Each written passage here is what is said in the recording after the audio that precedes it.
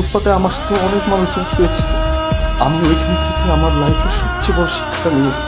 শিক্ষা নিয়েছিস? তা জীবন থেকে কি শিক্ষা নিয়েছিস? বাবা, যারা আমার বন্ধু বান্ধব ছিল, যাদের জন্য আমি এই গ্রামের মেয়েটাকে স্ত্রী হিসেবে মর্যাদা দেই নাই, সেই বন্ধুরা কেউ আমার বিপদের সময় পাশে এসে দাঁড়ানে। আর তারা কিভাবে দাঁড়াবে আমার পাশে এসে? এখন তো আমার কাছে টাকা পয়সা কোনো কিছু নাই।